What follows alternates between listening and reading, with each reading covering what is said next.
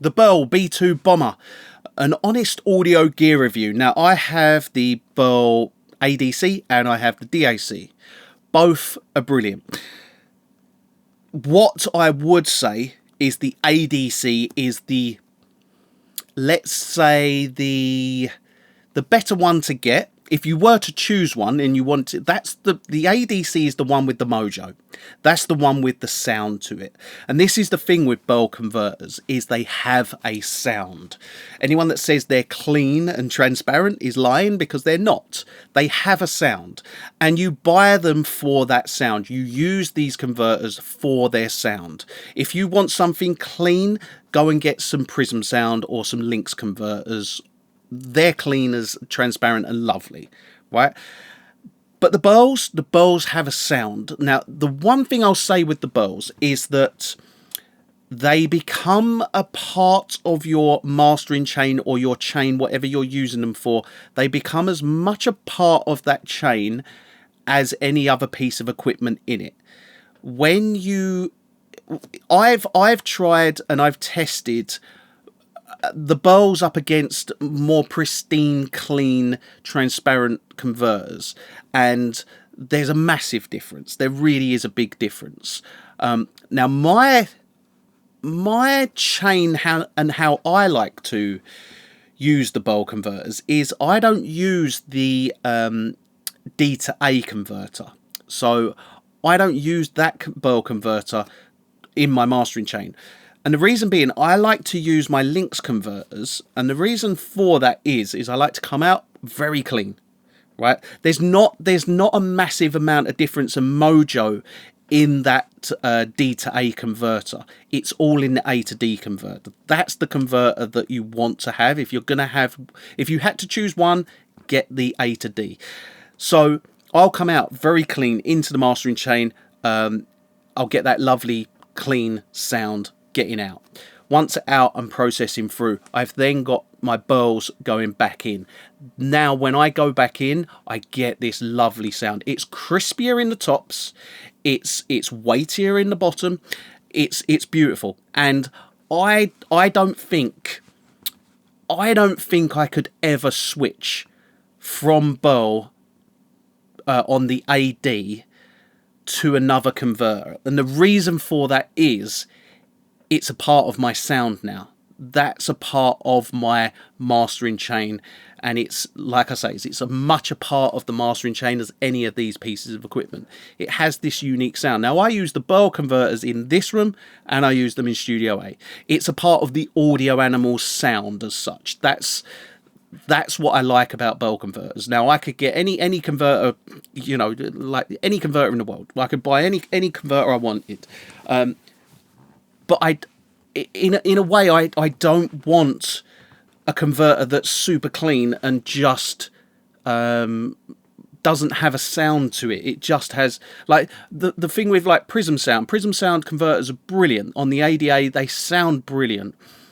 But the key selling point with them is what goes in comes out. And that's brilliant, and that's really good.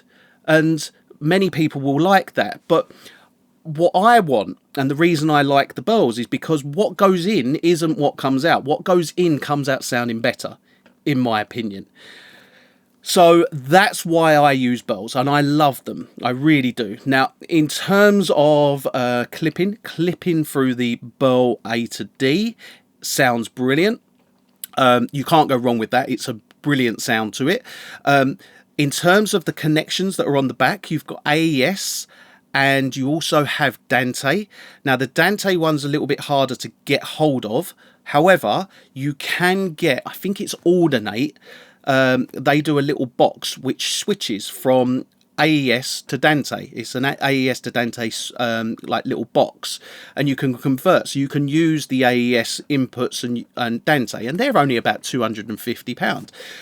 So if you do buy one that doesn't, because I don't think you can pick up the Dante versions anymore. I haven't seen them for a long time. But if you don't have the ability to pick up a Dante version, but you want to use Dante, that is a perfectly fine and easy way to add Dante to the Burl B2 bombers if they don't have Dante.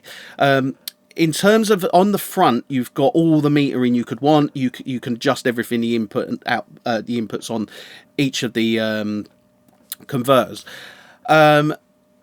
You have, there's not really much to talk about in regards to what they can do. They convert audio. It's more a case of how they sound. They sound amazing, and I can't fault them. And I really, I'm trying to think of a negative to say about them. Do they work on every track? Yeah, they do. They work, even though they've got this colour and they've got this sound to them, they work on everything. I've not found a track that they don't work on. Now, I have in my mastering chain, I have the option to switch between, I can use either my Lynx converters or I can use my Burl converters.